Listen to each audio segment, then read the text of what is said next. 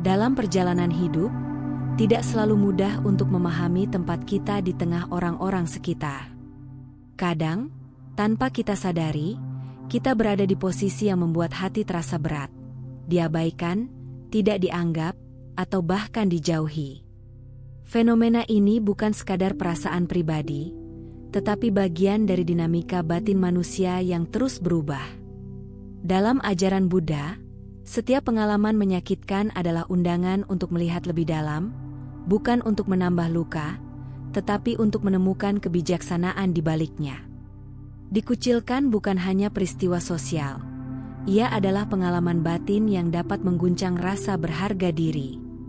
Banyak orang mungkin pernah mengalaminya, masuk ke sebuah ruangan dan tiba-tiba suasana hening, merasa tidak diajak terlibat dalam kegiatan, atau menerima perlakuan dingin dari orang yang sebelumnya akrab.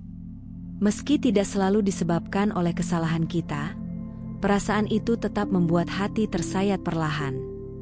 Buddha mengajarkan bahwa penderitaan muncul bukan semata-mata karena kondisi luar, tetapi karena cara kita menanggapi kondisi tersebut. Menyadari tanda-tanda dikucilkan adalah langkah awal untuk melihat apa yang terjadi dengan jernih, tanpa kebencian, tanpa menyalahkan, tetapi dengan sikap pulas asih pada diri sendiri. Dengan cara ini, pengalaman pahit menjadi pintu menuju pemahaman yang lebih dalam tentang hati manusia. Dalam video ini, Rakit Tua mengajak Anda untuk mengamati, merenung, dan memahami tanda-tanda ketika Anda sedang dikucilkan, serta bagaimana meresponsnya dengan kebijaksanaan. Semoga setiap kata menjadi pelita kecil yang membantu Anda melihat terang dalam situasi yang terasa gelap. Mari telusuri pelajaran yang sangat berharga ini, dan tanpa berlama-lama ayo langsung saja kita mulai. Pertama, obrolan berhenti saat kamu datang. Ketika sebuah obrolan mendadak terhenti saat kamu hadir, hati seringkali menangkapnya seperti tusukan halus yang tidak terlihat. Momen itu terasa sunyi, meski kamu berada di tengah keramaian. Namun dalam sudut pandang spiritual, keheningan yang tiba-tiba itu bukan sekadar tanda sosial, ia adalah cermin yang menunjukkan dinamika batin manusia. Ada ketidaknyamanan, ada penilaian, atau ada jarak yang mulai terbentuk. Semua ini adalah bagian dari alam hubungan yang tidak pernah statis. Seperti daun yang gugur tanpa suara, relasi pun memiliki musimnya sendiri.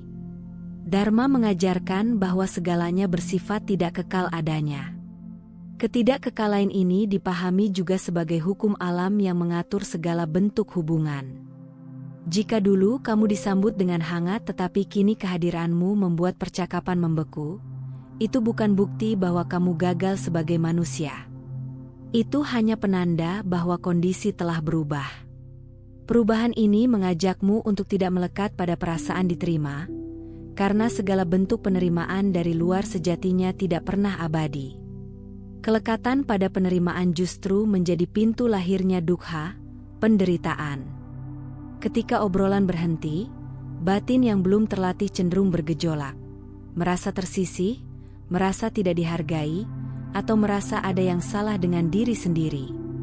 Namun batin yang bijaksana akan berhenti sejenak, menarik napas, dan melihat kejadian itu dengan kejernihan. Ini hanya peristiwa, demikian suara Dharma dalam hati. Bukan serangan, bukan penghinaan, bukan penolakan pribadi. Hanya kondisi yang sedang memperlihatkan sifat alaminya. Disinilah letak kekuatan latihan batin. Tidak mereaktifkan pikiran, tetapi menyadari gelombang yang muncul dan membiarkannya lewat. Momen sunyi itu dapat menjadi guru yang halus. Ia mengajarkanmu untuk kembali pada pusat dirimu sendiri, bukan pada penilaian orang lain. Ketika kamu mampu berdiri teguh meski suasana sosial tidak ramah, kamu sedang memupuk kualitas spiritual yang sangat dalam, kemandirian batin. Seperti teratai yang tumbuh di air keruh tanpa terpengaruh, hati yang terlatih dapat tetap jernih meski lingkungan tidak sepenuhnya mendukung. Dan dari kejernihan itu, muncul pemahaman bahwa nilai dirimu tidak ditentukan oleh siapa yang berbicara ketika kamu datang, tetapi oleh siapa kamu ketika tidak ada yang berbicara. Obrolan yang terhenti itu adalah pintu kecil menuju perenungan besar. Ia mengingatkan bahwa kita tidak pernah sepenuhnya dapat mengendalikan sikap orang lain. Namun kita selalu memiliki kendali penuh atas cara kita merespons dunia. Dan ketika kamu memilih untuk merespons dengan kebijaksanaan, bukan luka, bukan amarah, bukan rendah diri, maka pengalaman pahit itu berubah menjadi langkah menuju kedewasaan spiritual. Di titik itulah kamu benar-benar tumbuh, dan kehadiranmu tidak lagi ditentukan oleh suara orang lain, tetapi oleh cahaya batinmu sendiri. Kedua, kamu tidak diajak dalam rencana kelompok. Tidak diajak dalam rencana kelompok seringkali melahirkan rasa sunyi yang sulit dijelaskan. Ada bagian dari diri yang bertanya-tanya, apa yang salah denganku? Atau, mengapa mereka tidak ingin aku ada? Namun jika dilihat dari lensa kebijaksanaan, ini bukan sekadar tentang siapa mengajak siapa. Ini tentang memahami bahwa hubungan sosial selalu berada di bawah hukum perubahan. Bahkan kedekatan sekalipun tidak luput dari pergeseran. Ketika kita tidak diajak, mungkin bukan karena kita tidak berarti, melainkan karena kondisi memang sedang membentuk pola baru yang belum tentu selaras dengan langkah kita saat ini. Dalam ajaran Paticca Samuppada, segala sesuatu muncul bukan dari satu sebab tunggal, tetapi dari rangkaian sebab kondisi yang kompleks. Mungkin ada dinamika internal kelompok yang tidak kamu ketahui, mungkin mereka sedang berada dalam alur yang berbeda, atau mungkin hubungan memang membutuhkan jarak sementara agar masing-masing dapat tumbuh. Saat kamu tidak diundang, itu bukan vonis atas nilai dirimu, melainkan sekadar manifestasi dari kondisi yang sedang bergerak. Melihatnya seperti ini akan membuat batin lebih lapang, karena kamu tidak lagi memaksa dunia untuk berjalan sesuai keinginanmu. Yang lebih berbahaya daripada tidak diajak, adalah ketika pikiran mulai membangun cerita-cerita yang menyiksa diri sendiri. Pikiran bisa menciptakan drama yang jauh lebih menyakitkan daripada kenyataannya. Buddha mengajarkan untuk menyadari pola ini dan tidak menambah dukkha dengan membuat interpretasi berlebihan. Daripada terus mempertanyakan mengapa, kita bisa mengubah pertanyaan itu menjadi, bagaimana aku bisa merawat diriku dalam situasi ini? Dengan cara ini, kita mengubah kekecewaan menjadi kesempatan untuk memperkuat welas asih pada diri sendiri. Ketika kamu mampu menerima bahwa tidak semua rencana dibuat untuk melibatkanmu, kamu akan menemukan kebebasan batin yang sejati. Kamu tidak lagi menggantungkan rasa berharga diri pada seberapa sering orang mengajakmu. Kamu mulai menyadari bahwa tempatmu tidak ditentukan oleh undangan orang lain, tetapi oleh kedalaman pemahamanmu terhadap dirimu sendiri. Dan saat pemahaman itu tumbuh, kamu tidak lagi merasa kehilangan ketika tidak diajak, karena kamu tahu bahwa langkah spiritualmu tidak pernah bergantung pada arah langkah kelompok, melainkan pada kejernihan hatimu sendiri. Ketiga, respons mereka padamu dingin dan seperlunya saja. Ketika orang-orang mulai meresponsmu dengan dingin, pendek, atau hanya seperlunya, batin seringkali merasakan luka yang halus namun dalam. Kehangatan yang dulu mengalir kini berubah menjadi jarak yang terasa membeku. Namun jarak emosional ini sesungguhnya adalah cermin yang menunjukkan bahwa hubungan manusia tidak selalu bergerak seirama dengan harapan kita. Dalam perspektif spiritual, ini adalah undangan untuk memerhatikan dengan lebih jernih bagaimana setiap interaksi memiliki karma, sebab, dan kondisinya sendiri. Sikap dingin orang lain seringkali tidak lahir dari satu sebab tunggal, dan tidak selalu berbicara tentang nilai dirimu.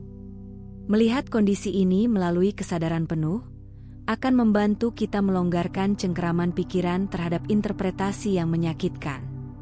Tanpa kesadaran, kita mudah terseret pada asumsi, mereka tidak suka padaku, aku tidak penting, atau ada sesuatu yang salah denganku.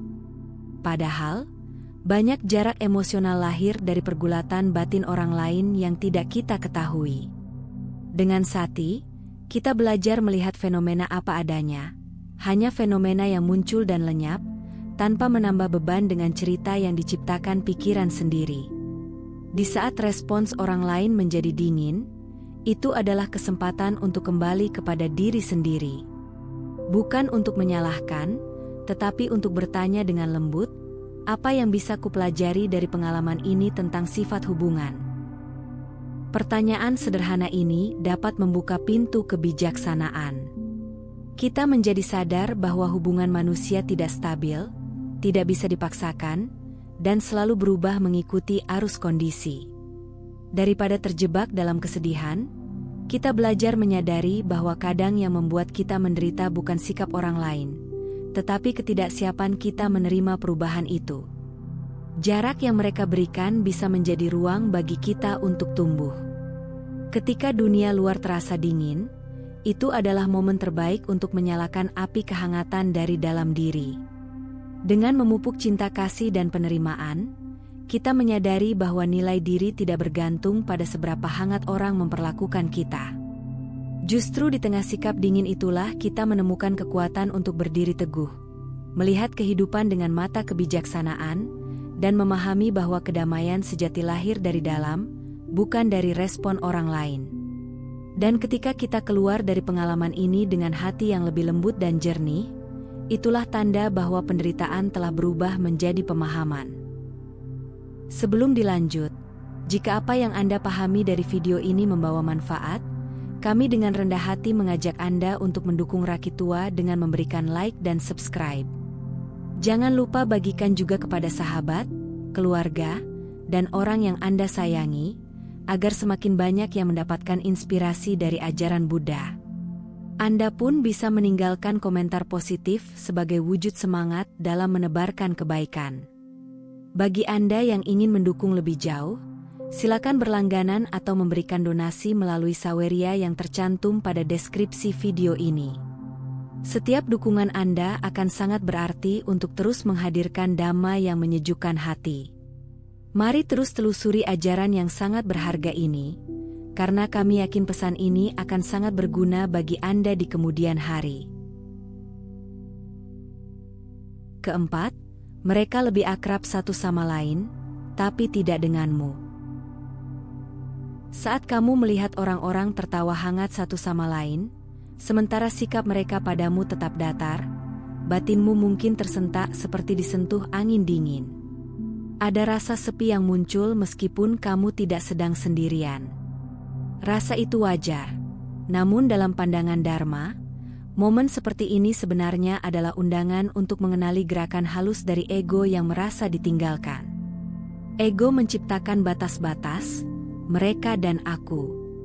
Dari batas itulah lahir rasa terpisah dan tidak berharga. Padahal, perasaan itu hanyalah reaksi batin, bukan realitas sejati. Dharma Buddha mengingatkan kita bahwa perasaan terpisah hanyalah bayangan yang diciptakan oleh pikiran.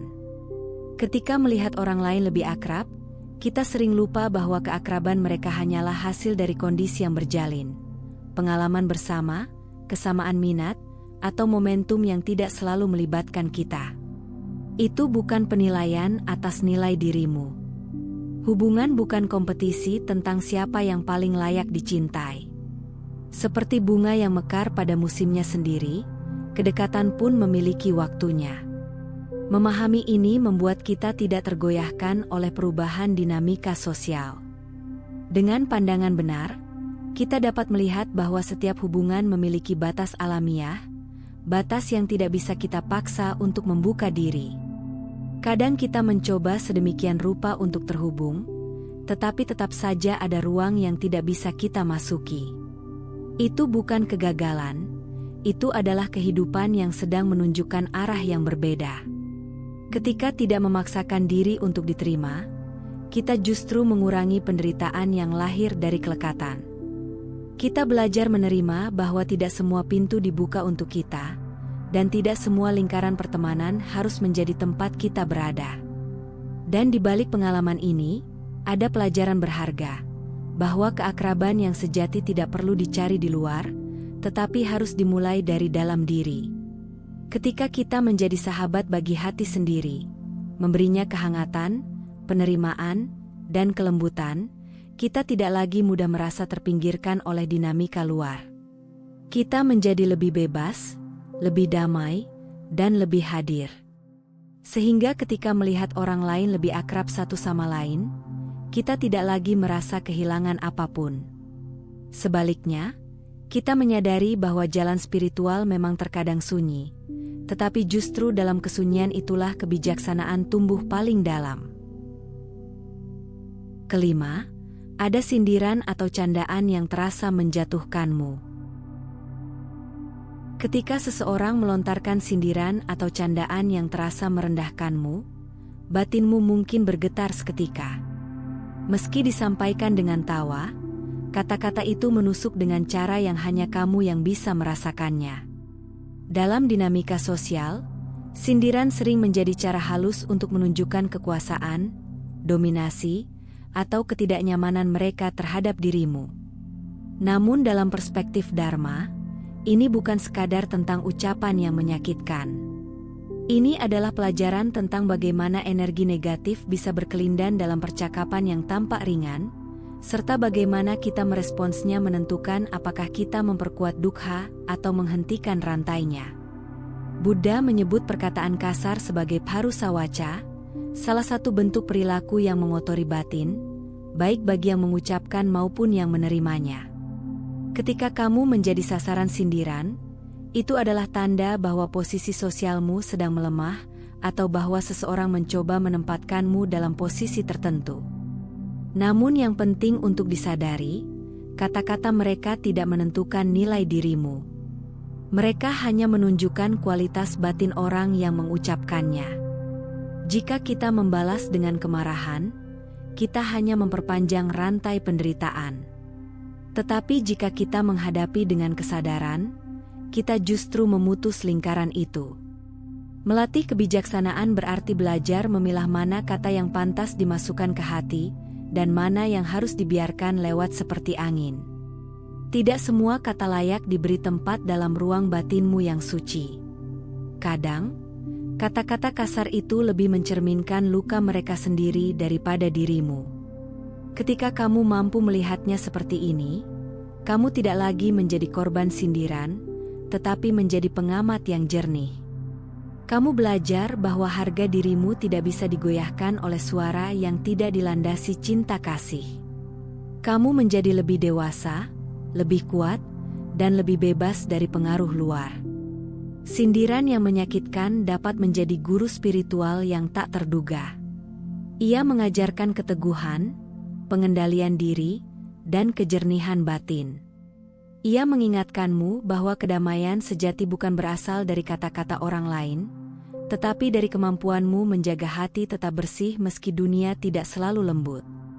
Dan ketika kamu memilih untuk tidak membalas, bukan karena lemah, tetapi karena sadar, disitulah cahaya Dharma memancar paling terang dari dalam dirimu. Kamu menunjukkan bahwa yang luhur tidak perlu berisik, dan yang kuat tidak perlu membalas. Kamu hanya perlu menjadi dirimu, yang tetap damai meski diuji oleh kata-kata yang menusuk. Keenam, perasaan tidak nyaman yang terus muncul. Ada kalanya tubuh dan hati mengirimkan sinyal yang sulit dijelaskan dengan logika, tetapi terasa sangat nyata.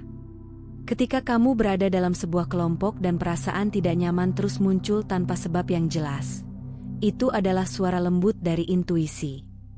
Suara ini tidak berteriak, tidak memaksa, tetapi ia hadir secara konsisten. Dalam dunia batin, ini adalah salah satu cara alam memberitahu bahwa ada sesuatu yang tidak selaras antara dirimu dengan lingkungan tersebut. Ketidaknyamanan itu bukan kelemahan. Itu adalah bentuk kecerdasan emosional yang telah lama ditanamkan oleh pengalaman dan perenungan terdalam dalam dirimu. Dharma mengajarkan kita untuk menghargai suara hati ini, karena ia muncul dari kedalaman kesadaran, bukan dari ketakutan semata. Ketika kita duduk dalam keheningan meditasi, kita belajar untuk memperhatikan sensasi-sensasi tubuh dan gelombang perasaan apa adanya, tanpa menolak atau melekat. Dari latihan ini kita mulai memahami bahwa tubuh dan batin sering mengetahui sesuatu sebelum pikiran rasional mampu menalarnya. Perasaan tidak nyaman yang berulang adalah ajakan untuk melihat lebih dalam. Apakah lingkungan ini benar-benar mendukung kedamaian batinmu, atau justru menjadi sumber tekanan halus yang melemahkanmu? Alih-alih menekan atau mengabaikannya, perasaan itu mengajakmu untuk jujur terhadap dirimu sendiri. Banyak orang bertahan dalam kelompok atau hubungan yang tidak sehat karena takut dianggap berbeda, takut kehilangan pengakuan, atau takut sendirian. Namun Dharma mengingatkan bahwa berani mendengar suara batin jauh lebih mulia daripada mengejar penerimaan yang tidak tulus. Ketika kamu berani mengakui bahwa ada sesuatu yang tidak selaras, kamu sebenarnya sedang mempraktikkan bentuk kebijaksanaan yang sangat dalam, keberanian untuk melihat realitas apa adanya, meski itu tidak nyaman. Perasaan tidak nyaman itu juga mengajarkan tentang pentingnya batas diri. Dalam perjalanan spiritual, menjaga batas bukan berarti menutup diri dari dunia, tetapi menegaskan bahwa batinmu berharga dan tidak seharusnya dibiarkan layu dalam lingkungan yang tidak mendukung pertumbuhan. Ketika kamu mengambil jarak dari suasana yang membuatmu tertekan, itu bukan tindakan menjauh karena benci, tetapi menjauh karena cinta pada batinmu, pada kedamaianmu, dan pada kualitas spiritual yang sedang kamu bangun. Batas yang sehat adalah perisai yang melindungi hati dari erosi emosional. Perasaan tidak nyaman yang terus muncul bukanlah musuh, melainkan sahabat yang jujur. Ia hadir untuk membimbing, bukan menakutkan. Ia mengajakmu untuk menemukan tempat di mana hatimu benar-benar bisa bernafas dengan tenang. Ketika kamu mendengarkan dan mengikuti intuisi itu, kamu tidak hanya melindungi dirimu dari lingkungan yang tidak sehat, tetapi juga membuka ruang baru bagi kedewasaan, ketenangan, dan pertumbuhan spiritual yang lebih dalam. Dan di saat itulah kamu menyadari bahwa kebijaksanaan sejati sering dimulai dari keberanian kecil untuk mempercayai suara hati sendiri. Mengetahui bahwa kamu sedang dikucilkan memang menyakitkan, tetapi dalam ajaran Buddha, setiap rasa sakit adalah panggilan untuk bangun. Tidak untuk semakin tersudut, tetapi untuk melihat bahwa hidup ini selalu bergerak, dan kamu memiliki hak untuk menemukan tempat yang menghargaimu. Buddha mengajarkan bahwa kita tidak bisa mengubah hati semua orang, tetapi kita bisa mengubah bagaimana kita memaknai perlakuan mereka. Dengan pandangan benar, pengalaman pahit menjadi guru, bukan musuh. Ketika kamu belajar melepaskan, kamu tidak kehilangan apapun. Kamu justru mendapatkan ruang batin yang lebih luas. Ruang untuk tumbuh, ruang untuk berbahagia, ruang untuk menemukan orang-orang yang tulus menerima keberadaanmu. Akhirnya, ingatlah, kamu tidak pernah benar-benar sendirian. Selama ada kesadaran, welas asih, dan cahaya Dharma di hatimu, kamu selalu memiliki tempat pulang. Jika video ini bermanfaat, jangan lupa dukung kami dengan cara berikan like dan subscribe, bagikan kepada teman dan orang yang kamu sayangi, dan jangan lupa tinggalkan komentar yang positif. Kamu juga bisa berlangganan untuk mendukung kami, atau berdonasi melalui saweria yang tercantum pada deskripsi video ini. Cukup sampai di sini dulu video kali ini. Mari bersama Rakitua, membina diri di jalan Buddha dan semoga semua makhluk hidup berbahagia.